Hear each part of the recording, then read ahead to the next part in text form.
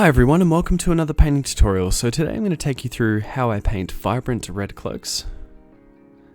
So it doesn't really matter what undercoat you use specifically for this, we just want to make sure we get a few nice layers of MEPHISTON red, but in this instance I've done this over a chaos black undercoat. So as you can see, I've got the MEPHISTON red fairly watered down and I will definitely be doing 2 coats of this, so just want to try and get a nice even coat. Just make sure you keep the paint moving. And yeah, just don't let the paint pull at all.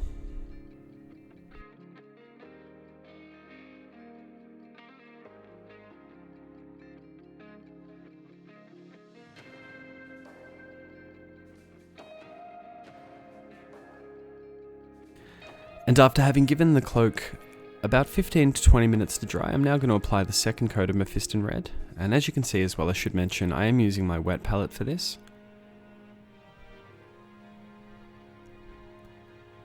So once again, just getting a nice even coat over the entire cloak.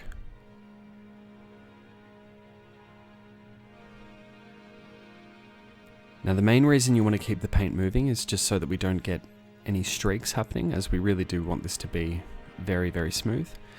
And as always as well, just see how it's looking after a second coat. If you feel as though it does need a third coat, just go ahead and apply that.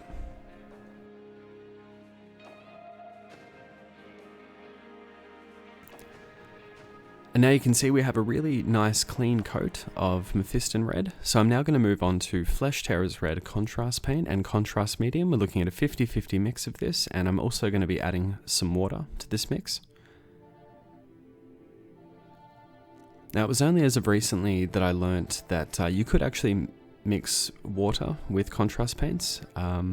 I guess for quite a long time I was under the impression that it would change the way that the contrast paint would behave in a way that would be detrimental to its application.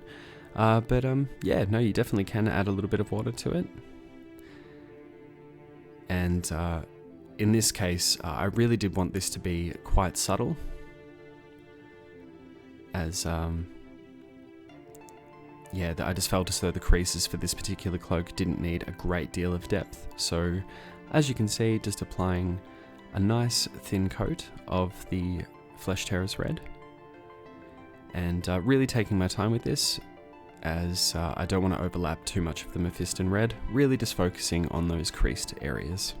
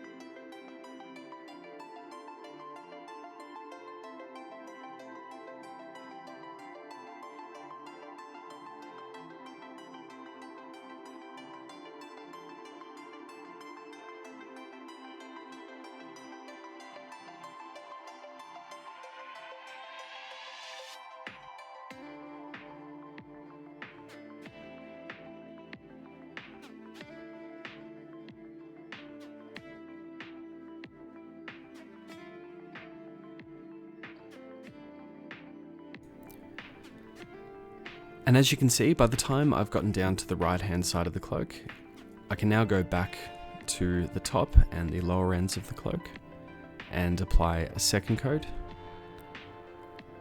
because the coat that we're applying is so thin and gradually done, you'll have noticed that it has dried very, very quickly, allowing us to just go ahead and do that second coat.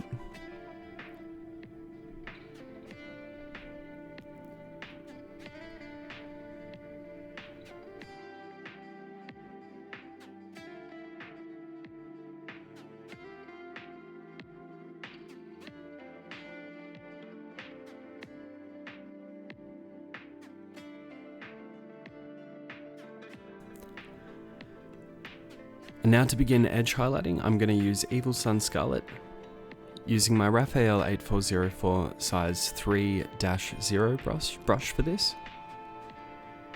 and keeping my brush in a downward angle, just pointed directly at the miniature, and as you can see, really just having that paint on the tip of my brush and just very, very carefully applying that first highlight.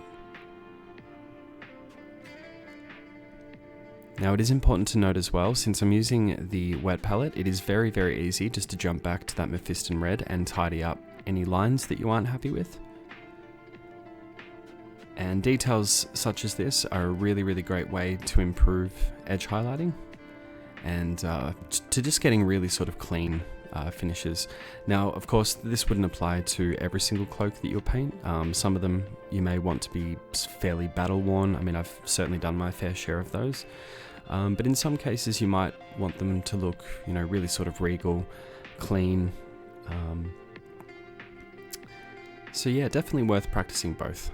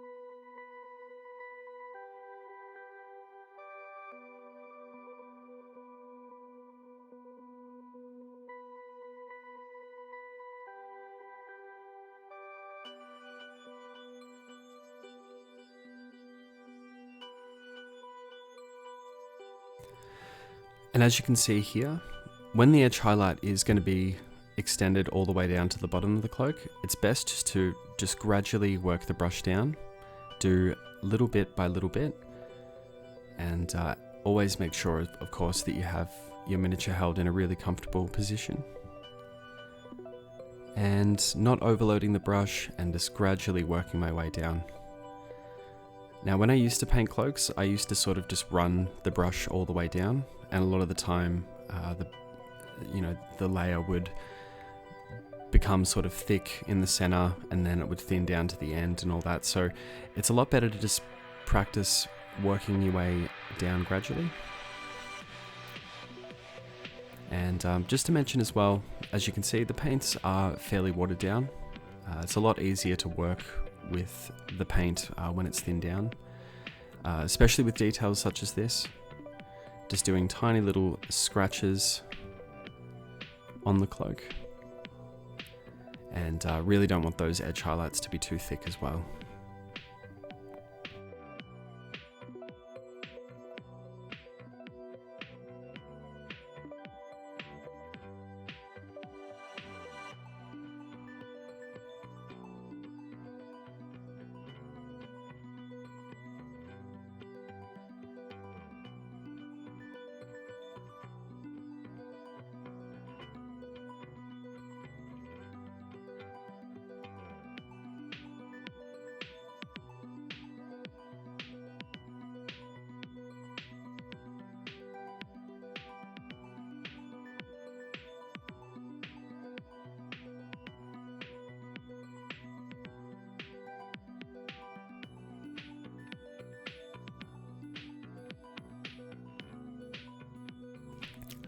And as a final edge highlight, I'm just going to use some Fire Dragon Bright.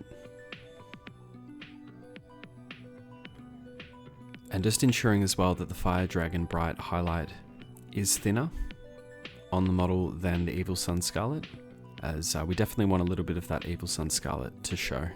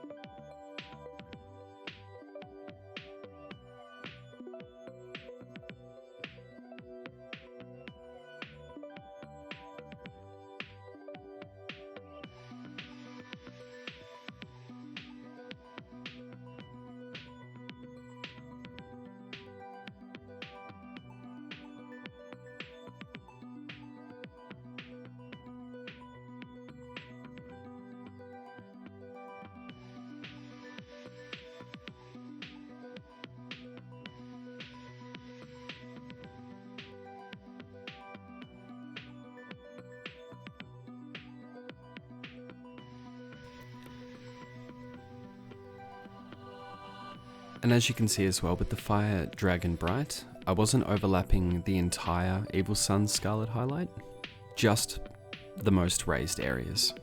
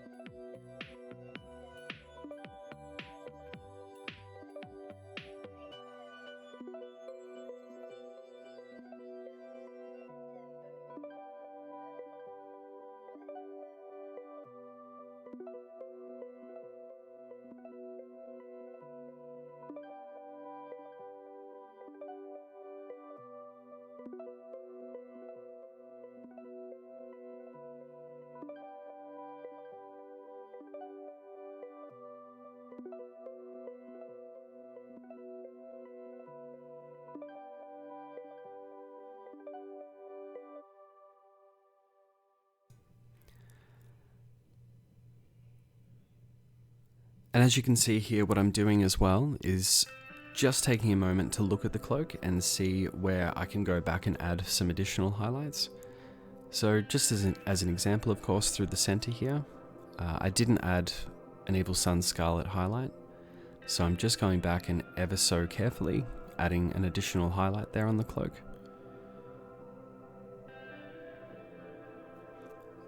Certainly another good thing to put into practice when painting miniatures in general is sometimes when you think something's finished, just take a moment to look at it, as you could very well notice that there are some details missing that you might like to add. And that's certainly what I've done here.